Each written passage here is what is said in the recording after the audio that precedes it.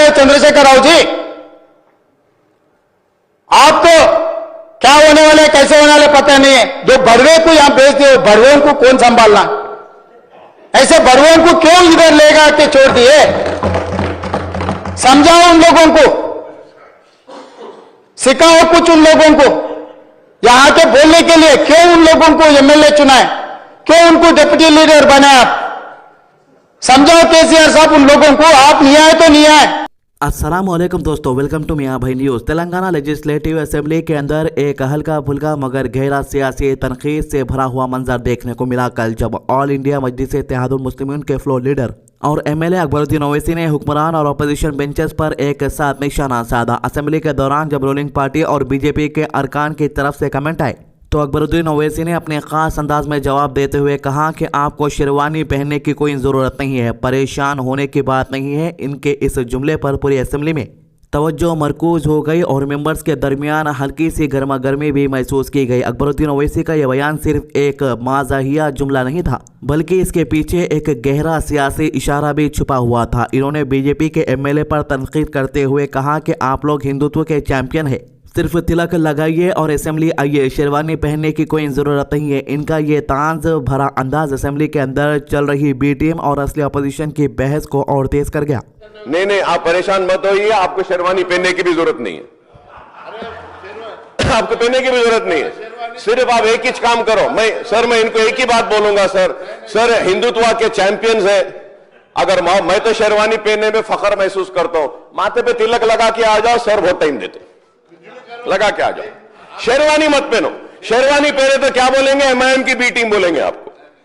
वो मत पहनो। हमारे को बोलते हैं बी टीम बोल के, अब उसके बाद बोलेंगे हाँ ये तेलंगाना बीजेपी एमआईएम की बी टीम है बोलेंगे। सर आप जरा ठहरो। Sir kindly give me some time sir, I am not wasting time sir. I sat here, I saw the PowerPoint presentation, I did my study, I prepared my note, I have come back, sir. And I don't think I'm wasting the time, I'm giving some good suggestions, sir. इस दौरान अकबरुद्दीन ओवैसी ने contractors के मुद्दे को भी उठाया और कहा कि कॉन्ट्रैक्टर सिर्फ फायदे उठा रहे हैं, जबकि अवाम के मसाइल पर कोई संजीदगी से बात नहीं हो रही है। ओवैसी ने असेंबली के एजेंडा पर भी सवाल उठाया और कहा कि जो शख्स हाउस में आता ही नहीं वही इस हाउस के एजेंडा को डिक्टेट कर रहा है। यह जुमला सीधा बीआरएस प्रेसिडेंट और साकिब चीफ मिनिस्टर के चंद्रशेखर राव की तरफ इशारा समझा गया, जो असेंबली से दूरी इख्तियार किए हुए है।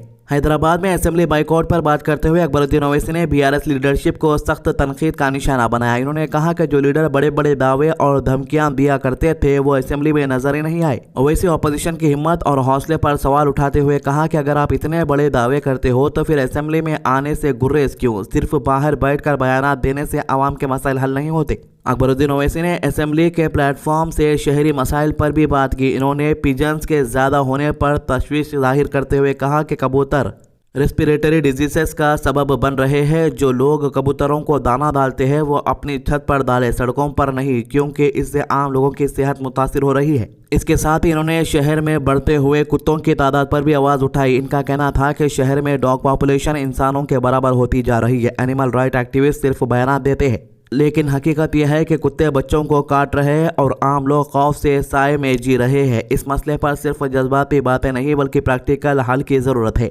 इस पूरे असेंबली सेशन के दौरान अकबरुद्दीन ओवैसी का अंदाज वाज़ेह तौर पर सख्त तंज से भरा हुआ और अवाम के मसाइल पर मरकूज नजर आया। इनके बयानात ने न सिर्फ असेंबली के माहौल को गर्म बना दिया बल्कि तेलंगाना की सियासत में चल रही अंदरूनी तनाज़ात और पार्टी पॉलिटिक्स को भी एक बार फिर सामने ला दिया। ये तमाम वाक़यात इस बात की तरफ इशारा है कि तेलंगाना असेंबली में आने वाले दिनों में सियासी बहस और भी ज़्यादा तेज़ी इख्तियार कर सकती है। वहीं तेलंगाना के चीफ मिनिस्टर रेवंत रेड्डी ने असेंबली के अंदर कहा कि मैं खुदा की कसम खा कर कहता हूं कि जब तक मैं इस जिम्मेदारी पर हूं तेलंगाना के अवाम के हकूक़ के साथ किसी किस्म की नाइंसाफ़ी बर्दाश्त नहीं की जाएगी।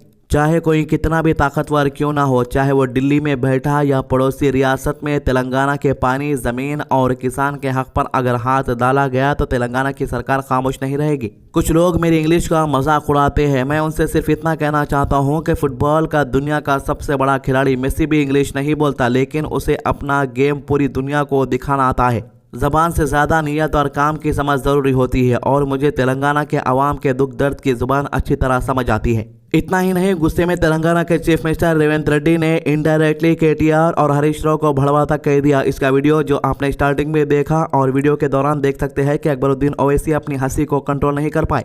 आगे चीफ मिनिस्टर रेवंत रेड्डी ने कहा कि पालामुरु रंगारेड्डी लिफ्ट इरिगेशन प्रोजेक्ट के साथ जो खिलवाड़ हुआ वो सिर्फ एक प्रोजेक्ट का मसला नहीं है बल्कि तेलंगाना के फ्यूचर के साथ धोखा है। इस प्रोजेक्ट का असल सोर्स जुराला था। जुराला से पानी उठाना आसान था, सस्ता था और पूरी तरह तेलंगाना के अंदर था। अगर जुराला का सोर्स बनाया जाता तो पंप्स पर लगने वाली कुल लागत लगभग 5000 से और 185 करोड़ रुपए होती, लेकिन फिर बिना अवाम को बताए, बिना कैबिनेट की मंजूरी के इस प्रोजेक्ट का सोर्स बदल कर श्रीशैलम कर दिया गया। जैसे कालेश्वरम प्रोजेक्ट में सोर्स मेतीगड्ढा की तरफ बढ़ा दिया गया, बिल्कुल उसी तरह यहाँ पर भी मनमानी फैसला किया गया। जुराला के मुकाबले में श्रीशैलम से पानी उठाना ज्यादा गहरा, ज्यादा मुश्किल और महंगा था। पंप की तादाद 22 से बढ़कर 37 कर दी गई। पानी उठाने की हाइट 414 मीटर से बढ़कर 560 मीटर हो गई।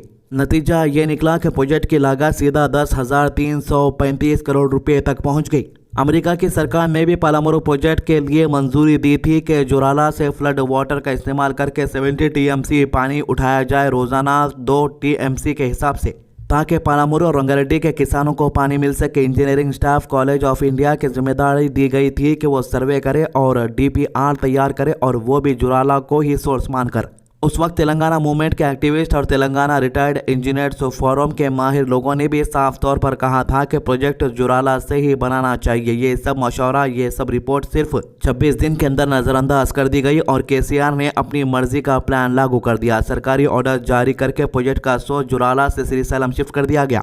तेलंगाना के बनने के बाद जब 490 टीएमसी पानी तेलंगाना के हक में था, जब केसीआर और हरीश राव ने जिम्मेदारी संभालते ही तेलंगाना के अवाम के लिए जैसे मौत का परवाना लिख दिया। अनडिवाइडेड तेलंगाना को 811 टीएमसी पानी एलोकेट था, जिसमें से तेलंगाना का हक 490 टीएमसी बनता था। लेकिन जून 2015 में यूनियन जल शक्ति मंत्रालय के नीचे होने वाली इंटरस्टेट मीटिंग में सिर्फ 299 टीएमसी पर राजी हो गए और उस पर दस्तखत भी कर दिए। 21 सितंबर 2016 को होने वाली एपेक्स काउंसिल मीटिंग में भी केसीआर ने यही कहा कि 299 टीएमसी पानी तेलंगाना के लिए काफ़ी है और इससे टेम्पररी अरेंजमेंट मान लिया। फिर 6 अक्टूबर 2020 को दूसरी एपेक्स काउंसिल मीटिंग में भी इसी 299 टीएमसी को परमानेंट तौर पर कबूल कर लिया गया। मतलब तेलंगाना के हक के पानी को खुद अपने हाथों से कम कर दिया गया। पालामुरु रंगारेड्डी प्रोजेक्ट का पहला खाका 2009 में बना था, जब उस वक्त के एमपी विथाल राव ने वाईएस राजशेखर रेड्डी को खत लिखकर इस प्रोजेक्ट की बात रखी थी। ये कोई नया प्रोजेक्ट नहीं था बल्कि सालों से सोचा हुआ प्लान था, जिसे जानबूझकर गलत रास्ते पर डाला गया। आखिर में सीएम ने कहा कि असेंबली में लगभग पूरे दिन चली बहस के बाद मैंने साफ तौर पर कहा कि अगर सेंट्रल गवर्नमेंट ने श्रीशैलम से 90 टीएमसी पानी उठाने की मंजूरी नहीं मिलती या आंध्र प्रदेश ने एतराज उठाया तो तेलंगाना सरकार एक